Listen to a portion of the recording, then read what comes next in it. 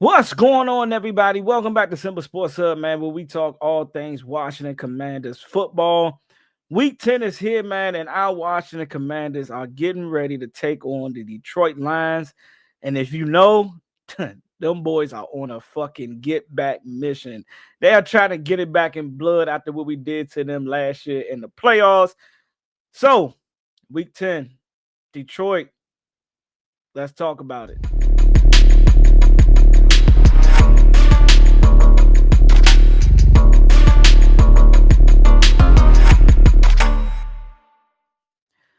All right, man. Y'all already know, man. So before we get into my pregame take on this game and what I expect to see, who I expect to show up and show out, y'all make sure y'all go ahead and click that like button, man. Also, man, make sure if y'all not subscribed to the channel, subscribe to the channel and click that bell so you all will be notified when your boy Simba drops any content and related to our Commanders, y'all. All right, man. So I know the season seems over. There seems like there's no hope in this season with our Washington Commanders. I know the fan base is very hurt and let down by the production our Washington Commanders has been putting out on the field in this 2025 season. But there is some. I'm not even gonna say there's some hope. Yes, playoffs is pretty much looking like it is out of the question, and we should be gearing up for what is to come next in 2026, right? But we cannot move too fast because we still have an NFL season to play. Whether us as fans are still bought in or not, whether we have that same enjoy and excitement that we carried into the 2025 season, but before all hell broke loose, and hell meaning injuries. And as you guys can see right here, the injury report is right here where your boy is going to be reading off of the laundry list of injuries. And this is just a half of it. But because there's some IRs, but injuries has been a true detriment to our um production in 2025, man. It's kind of hard to look at and fully evaluate our team when we have been depleted with injuries and starters and backups. And we going to backup to backup. We got guys that's coming in off the streets, like Robbie Chosen, like Traylon Burks, who we thought was probably not going to get another shot. I'm not saying that literally, but we're picking up guys left and right out of free agency. We're bringing in guys off the streets, guys that are, probably working on their degree, guys that are probably, trying to figure out what the life after football really looks like. And they're getting a call from Washington and, kind of, giving them that second, third, or fourth or fifth chance at making, an NFL roster and being able to play some type of football in the NFL, right? So, my apologies. The injuries have been so bad for us, and it's kind of hard. And it's not even just the IRs, the guys that we lost for the season. It's the week to week injuries as well. Terry McLaurin, I know it's a whole hoopla through the fan base and content creators and even national and local media about the hold in, hold out situation, and he should have been there. If he was there and he would have showed up to practice, he wouldn't have got hurt. He would have been JD5. All these what ifs, or it could have been, or this is how it probably would have turned out, or we wouldn't be in this situation if Terry McLaurin didn't do this, right? And that's all speculation. That's all opinionated, and I am not going to argue with your opinion. There's no facts to back that up. There's no factual evidence to back up that because Terry McLaurin didn't show up during the NFL, during the off season and training camp and having a holdout and hold in, that in some way, derailed our 2025 season. And now we're back to being has-beens in the NFL only because of injury, like injuries, you know what I'm saying? And then it's not just Terry McLaurin. Jaden Daniels himself, our franchise quarterback, who prayers up to him, and with his we know he suffered a major, not a major, but he suffered a bad injury. There are talks. DQ spoke a little bit about It seemed like he escaped something that could have been very, very bad. And it's just looking like a dislocated elbow. There is no fracture or ligament damage. Being reported that occurred during the injury. So, does he need to play? Do we need to see him back on the field in 2025? Y'all can wait for that for another episode. I am going to drop another video just going over trade deadlines and things like that and current state. So let's get back to Detroit. We already know that Detroit they got a nasty taste in their mouth. No diddy, no doubt. Because of what we did and how we came in to, the Detroit Stadium, flew up to Detroit and gave them, a pretty much ended their season after going 15-2 in the regular season. And, them themselves, and I'm not putting this out there as this is our excuse, right? This is our scapegoat to say that this game doesn't matter. This game, if they win, who cares? We wasn't fully healthy. If we were fully healthy, it would have been a different game, because those was the things a St. Brown, who was on a podcast with his brother, alluded to, like, oh man, I just wish we was fully healthy. It would have been a different outcome. Now we have come here, and no, I don't like to use injuries as an excuse, because no team is going to take it easy on us because we've been depleted by injuries. No, they still going to come here and try to beat the shit out of us, which some teams have. In the last 4 weeks, we're on a 4-game losing streak. And the last 4 teams pretty much came and gave us belt ass, as they should have. You know what I'm saying?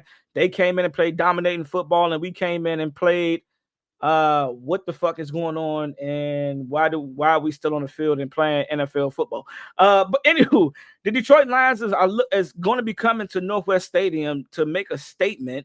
But like I always say, if you want to make an outlandish take, if you want to have a great excuse to use, why not pull one from the Detroit Lions and some of the players and some of the fans of Detroit?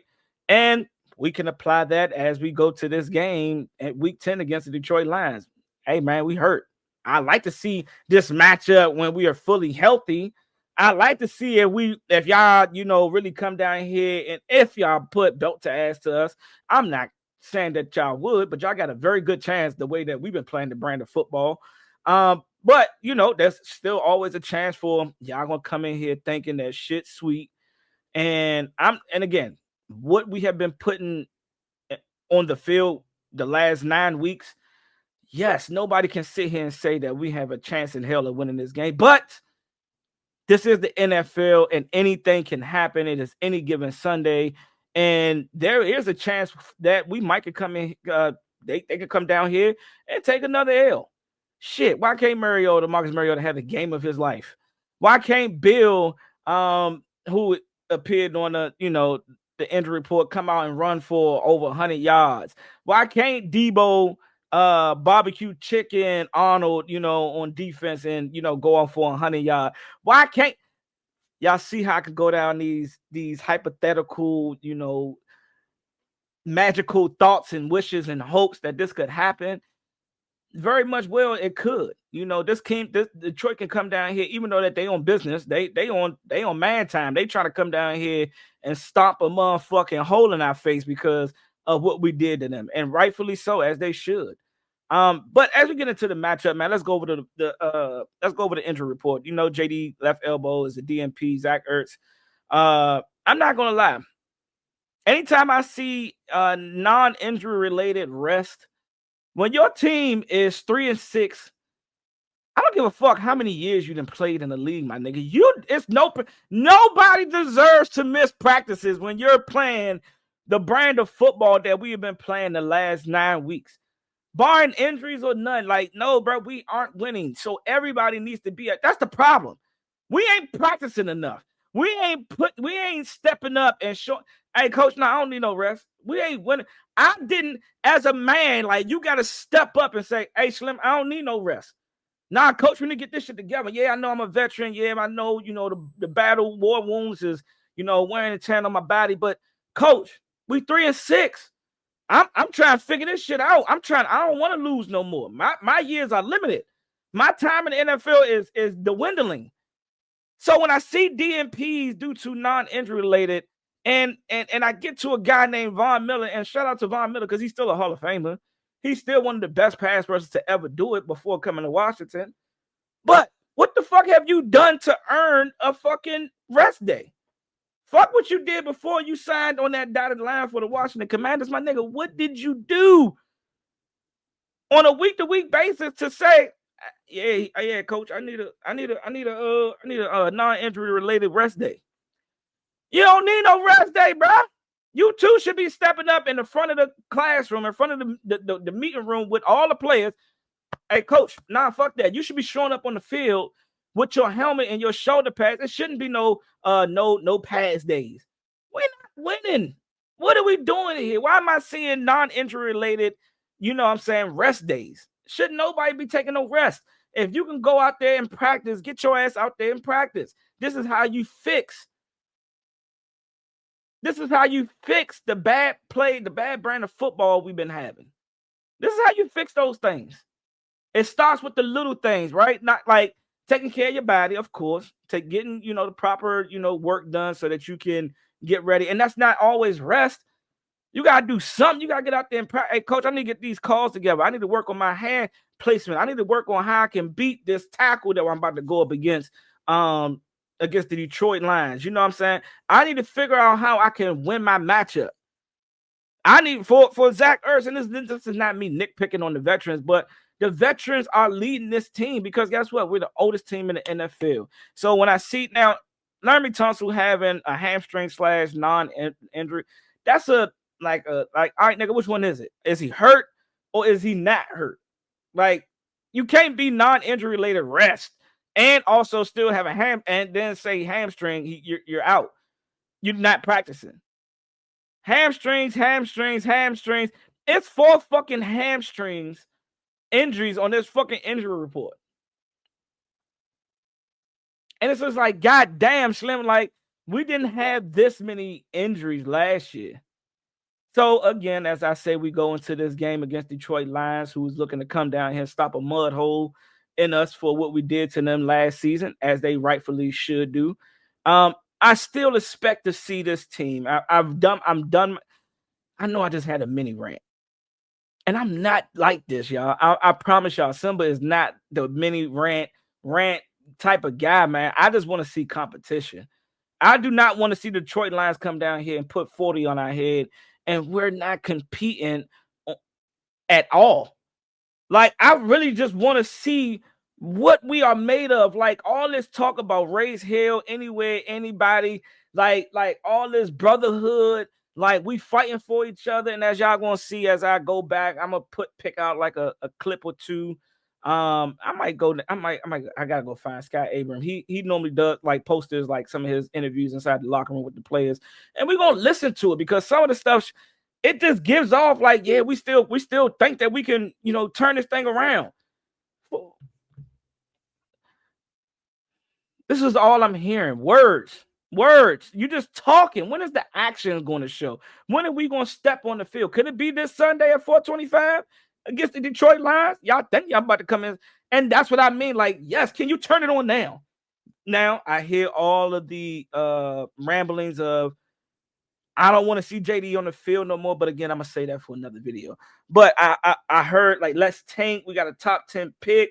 Let's not mess this up. Let's get this top 10 pick and get whatever we, and that's for another video as well. But I don't believe in I don't believe in tanking. I don't believe in I feel like our season is over. So one could say, well, how you don't believe in tanking if you say the season is over? You might as well just tank. Nah, because at the end of the day, you still need to go out there and compete. So that means that if you got a chance to break on the ball, you should not be letting up and letting the nigga catch the ball for a first down just because, hey, we don't want to do too much now. We don't want to pick this motherfucker, and we gotta go down here and score and all. We gotta start playing when you playing a game of spades and you saying, hey, we going what, I forgot the term, but when you pretty much say, hey, we going double nil or nil, you kneeling, it's pretty much saying that you're not gonna get any books and all that. So you're throwing your hand away. So when a person throw out a high spade, you throw out the second high, like lowest spade to that, so that, you know what I'm saying, you won't get no books. Like that's what that is like. And just like, come on, bro. I don't believe in it. I'm too much of a competitor. Yeah, the sports I have played. I'm too much. I ain't Slim. I'm gonna go out here and play like Slim. We got a chance to win. So I do expect this team to still come in and show and try to fight for a victory. I'm not thinking about draft position right now. Yeah, it would be lovely to have a top 10 pick going into the offseason. And I know why some people would say you tank. I just don't believe in it. So I'm not mad at you for saying tank. Just don't get mad at me for saying I don't believe in tanking. I don't like the because at that point I just feel like, and I know this is a far stretch when you say tank. You might as well go ahead and just forfeit the rest of your fucking season, man. Pay everybody their money for the rest of the season. Hey, y'all got that W. Y'all know how in Pee Wee when you ain't have enough players, you had to call and forfeit, or when you show up to the field and the other team don't show, and it's like, all right, forfeit. Like, y'all might as well fucking forfeit if you want to do that. Like, don't even go out there. Like, why potentially risk other people from getting hurt and putting people in harm's way because this is a violent sport? Like, man, to me, you might as well go to the extreme. Don't even show up. Like, we ain't got practice. Hey, we just see, hey, if anybody want, y'all go out there and practice shit. Go ahead, man. Do what y'all want. That's the way it comes off. Like, taking this seems like you just taking. I'm not gonna say what I want to say, but anywho, man. Who else we got on here? We got Tyler Owens, who's dealing with a hamstring issue, and I will say this though: some of these names that I am seeing, Trey Amos, Ja'Cory, Johnny, some of these guys, even Quan, like even though some of them are veterans, one or two are veterans now, but the young guys, I do want to see the young guys step on the field and get opportunities. If the season is over and we are in the full evaluation mode, college players and the players that we have on our roster, this is a time that we need to get these young guys on the field, and so that we can evaluate and see what they can do at this level. Are they gonna make mistakes? Yeah, but fuck it, we making mistakes with our fucking veterans. Veterans dropping passes. You know what I'm saying? Like Bobby Wagner can't cover a fucking skittle. like it is getting to a point. Von Miller ain't getting no pressure. And I put out a post. Let me see if I can find this post. Let me see if I can find my post real quick. Where's my profile at? I put out this post. And this was my thought process on. Here we go. And I'm not gonna read all this, but I pretty much said, hey, if we are saying waving the white flag, we ain't got no chance in no playoffs. This is a copy of our practice squad list right here. And y'all see these age factors, except for Sam Hartman. We already know that he is a prime hair model for the Washington Commanders. So yeah, I ain't talking about him. But guys like Donovan Edwards, who played for Michigan, who's 22, bring him up. Let him get some touches. Sorry, C-Rod. Sorry, Jeremy McNichols. This is an evaluation period. Ja'Cory Brooks, 6'3", 24-year-old receiver. Let's get him up here. Let's get him some plays. Because I'm gonna say that. No, I'm not even gonna talk about this, y'all. My bad. This is supposed to be Detroit line. I'm gonna say that for another video. So y'all stay tuned. Y'all check in the next video I'm about to drop. But all right. So back to let's get back on schedule, Simba. Playing against the Detroit Lions, who have been playing, lights out football. Who has been, their offense is still, it started off shaking like week 1, week 2. They were still trying to identify the new offensive coordinator and get his field flow for play calling and all those things. But they're hitting on all cylinders. Are they bruised and battered just like us? Yes, they are. They got some guys that are possibly going to be out this Sunday. Maybe some starters, right? But they're still going to come and compete. They're still going to try to come and beat us. So we got to be ready. Marcus Mariota is going to be our quarterback. And I've said this, the offense is so predictable now to the point where it's like we did do a little something different against the Seattle Seahawks. We saw Jaden Daniels go into center. We saw him run, some quick tosses right back up the A-gap. Not too much to the outside. And it just seems like we don't have enough in the run blocking game to get guys on the outside and get running backs to the outside. And we still got to find ways to establish the run, man. I look around the NFL and I see successful offenses lining up under the center and still having success. And when they don't have success, yes, you can still go to a shotgun. Yes, you still can go to a pistol. You can still run your majority of your air raid offense because it does work. But when it becomes a predictable, like we see our tendencies, we know we got a year worth of film on y'all. Cliff, you got to start implementing different formation, different packages, different route combinations, because running this four wide and expecting our receivers to beat man-on-man coverage is just not happening.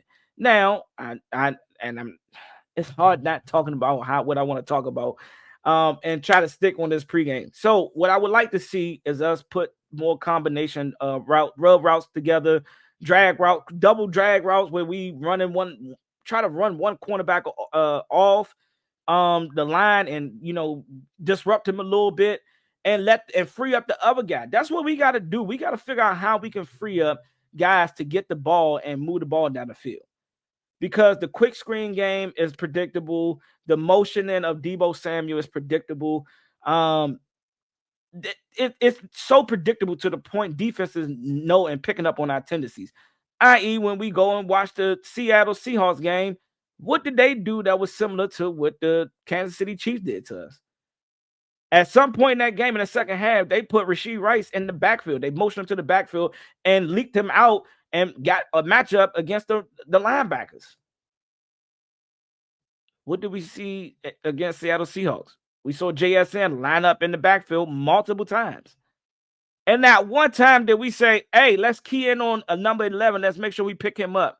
Or if you flow into a more of a zone look, hey, keep everything in front of you, let nothing behind you.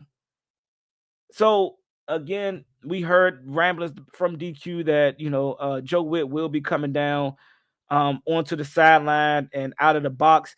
And if anybody's listening to these videos that I dropped, I literally uttered that 2 or 3 weeks ago, maybe 4 weeks ago. Hey, bro, we got to try something else. The defense just ain't picking up. The defense don't got it. They're not communicating well on the sideline. I mean, on the field. And it seems like the plays that's coming in through the helmet and the guys on the sideline ain't relaying the calls out to the fellas good enough. Now, we know Joe Witt is a former D-back. He's a D-back coach. So your verbiage should be able to get to these guys to where, or signals, hand signals.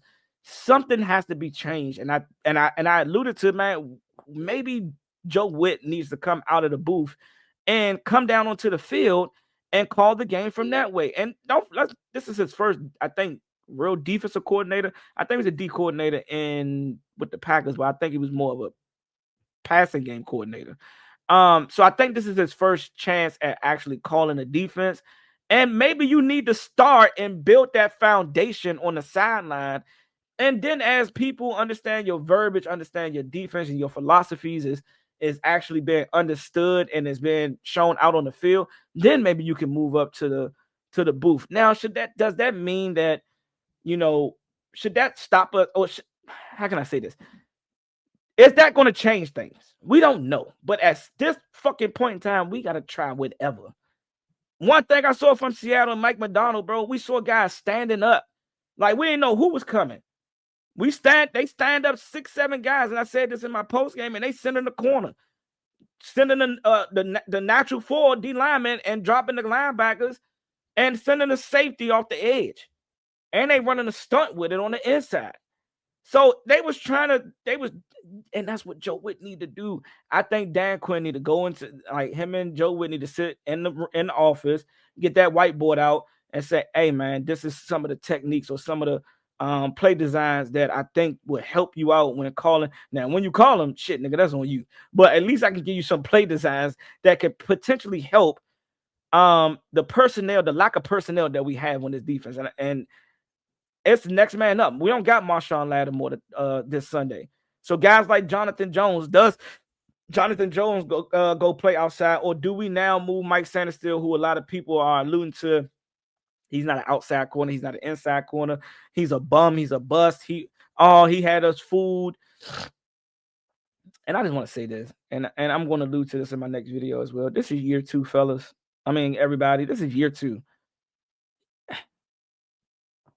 I know it sounds like I'm trying to give them a scapegoat or a reason for the fans to like calm down and like get them a reason to be subtle. Like let's still give them grace and mercy as one, injuries, two, scheme slash coaching. Yes, it's bad. And three is the personnel, man. The personnel kind of ties in with the injury because guess what? Did we do a good job at filling this roster out depth wise? Probably not. We brought in more old people. We had potentially 35 pending free agents, y'all.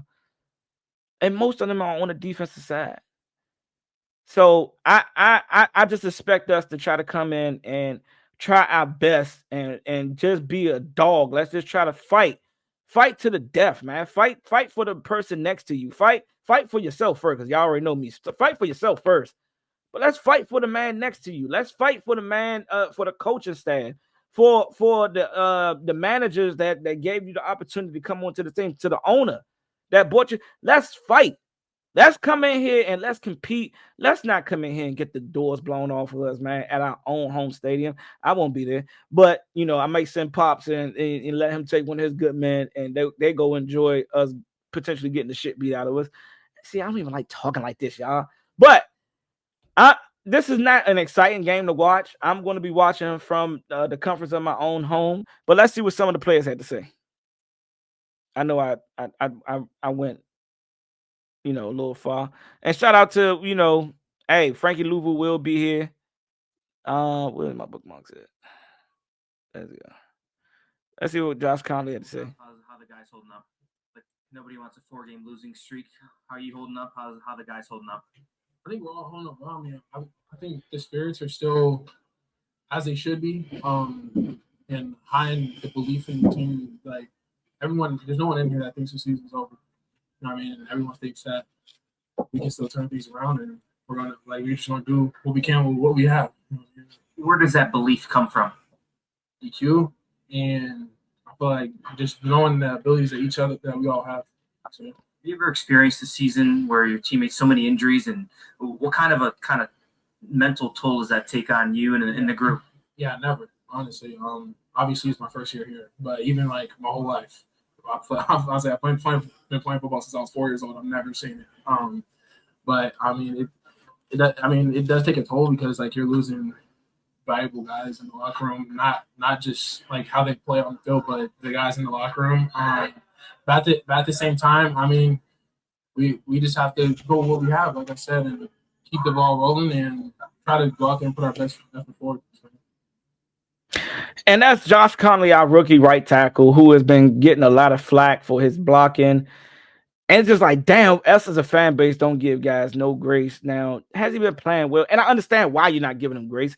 Because, God damn it, we want to draft our first round draft pick. We expect to come in and play some decent football. And let's not get it fucked up. Like, yes, has he had moments where he got in games that he played bad in? Yeah. But don't just make it seem like he didn't have no good moments. Don't make it seem like he's not witty enough to say, all right, bro, or get better as the he has gotten better. Now, here go another test. Here go another fucking test come Sunday, because he's going against Aiden Hutchinson. And we know what he can do.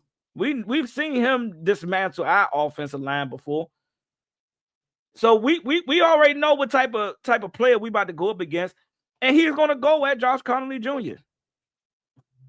So I hope Cliff Kingsbury, the passing game coordinator, the run game coordinator, DQ are all sitting in their office, like in the office right now, and figuring out how are we going to try our best to neutralize Aiden Hutchinson. Yes, we're going to have to send Aid over there to 72. Don't leave him out there at the drive to yes, some plays, yes. But for majority of the game, we need to see two guys on fucking Aiden Hutchinson. Yeah, but then you're going to leave, but that's Laramie Tunsil. I don't expect Laramie Tunsil, if he's a fully go, if he's playing, I expect him to do his thing. Sam Cosme, Tyler Biotish, Chris Paul, who's been playing phenomenal football, going up against that D line. I expect these guys, and they like to blitz their linebackers too. Jeremy McNichols, Ja'Cory Bill, aka Little Bill. I expect these guys to come up and be great in the run fit. Let's see in the pass block. Let's see C-Rod come in here and seemed like he's our thumper now since we lost Brian Robinson Jr. Like, let's get him in the game. Let's have a rotation going on. Let's not get one-dimensional, and that's being a heavy pass offense. Let's keep them guessing, Cliff. And you start off good with it, but it just seems like you get back. It's like you resort back to your old ways. Like, start the game off throwing the ball. Let's do something different. Fuck it if it don't work. Run the ball 3 straight downs. Let's just see what what the fuck? These niggas running the ball on 3rd and 8. Damn, these niggas ran the ball on 1st and 10, 2nd and 10. Man, hold up, man. They ain't never did this. We thought they was about to come out here and pass this bitch. Because that's what our tendency shows. If you go, the numbers ain't gonna lie, y'all. We pass the ball a lot. So why can't you just come up and say, I'm gonna fuck him up this week? Hey, we're gonna have 3 straight runs. Hey, DQ, we just gonna see what they do. We're gonna see how they handle the 3 straight runs. Let's just see what happens. Don't wait till the second series to come in here and then say, oh, yeah, we're going to start trying to run. Or don't wait until it's 3rd or 2nd and 7 when it's predictable run because you're trying to make it a manageable 3rd down that you now to say, oh, yeah, we're going to call a run play. Don't be predictable. Don't be predictable. Yes, we know that you can still pass the ball on 2nd down. But come on, man. We ain't stupid here. So, yes, Josh Connor is going to have a tough task come Sunday. Send him some aid and not Zach Ertz because he don't like blocking. John Bates, the young guys. Let's put the young guys. Let's see what the young guys can give us. Let's sprinkle them in there. Let's rotate them in and see what they can do, 1 or 2 downs. I ain't asking for no 20, 30 snaps. Maybe like 3 or 4 snaps. Fine. Let them get their feet wet a little bit. Jalen Lane, man, and I gotta find what he. Yeah, let's find out what he said because he spoke to. Here you go. We're not gonna watch all of it. How the guys holding up in here? I feel like you got a good mentality. When you start losing like this, I feel like a lot of locker rooms can start pointing the finger or things like that. But there's none of that here. I feel like we're staying together and we're just coming to work. What does that say about the group? Because you bring up a good point. Because there's another NFL team that did some finger pointing on Sunday about the blame game, but that's not the case here. What does that say about this group? Yeah, great leadership. Bobby, Zach, a lot of old heads on the team done it. Yeah, just facts. But it's just a lot of old heads on the team that's done it a long time, and I feel like they've done a good job kind of setting the standards, but also just upholding them. And we preach brotherhood, and you got to live it as well. And I feel like we're living it, and we just got to come to work. I'm sure that fumble's still eating you up. Would you see? How do you work on it? Kind of how do you move on from that? Yeah, I just can't be loose with the football, especially entering traffic like that. But you just work on it in practice. You gotta constantly be thinking about it. High and tight. Just can't let that happen again. A couple guys in this locker room saying, they've been in seasons where they're 3-5, 3-6, and they were able to turn it around. I don't know if you've had that experience, but where's that belief here that you can turn this around and it starts with one game? Yeah, it starts at practice. I feel like, and just coming to work every day.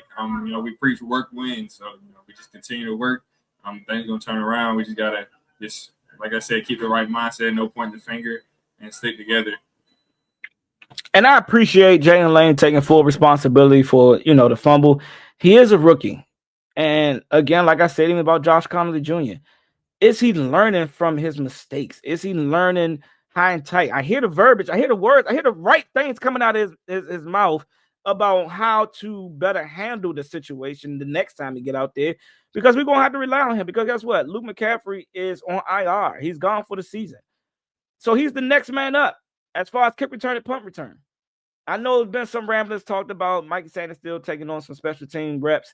They didn't say if it was punt or kick return or even just more being as a gunner. But anywho, he's up next, so he got to learn. What's the best teacher? Getting your ass out there on that field and covering the motherfucking points when you in them trenches. Hopefully he can learn from it, man. Because guess what? Detroit is going to look at the tendencies of Jalen Lane, and they're going to try to come in and replicate what the Seahawks did. We saw them put 2 6'5" plus Bammers, 300-pound Bammers out there, on the kickoff, and they're the initial, wall busters, pause. and he punched the ball out. So we're going to see those same things offensively and defensively. They're going to run some of the same stuff that we've seen other defense be successful at, and their offense be successful at. So we're going to continue to see motion. You're going to see Amon St. Brown motion in the backfield, maybe even Jameson Williams. So and we know the trickery they like to run, and we did good against it in the playoffs, but we got to do it again this Sunday. Can you turn this thing around? Yeah, you can turn this shit around. Will it happen? It start with them. It don't start with the fans. We got to sit back and just say, oh, shit, they won. They beat a team that, everybody had us not beating. And then you're going to have some saying, like, bro, don't start winning now, Slim. Let's keep this pick. So, it is what it is. It is what it is.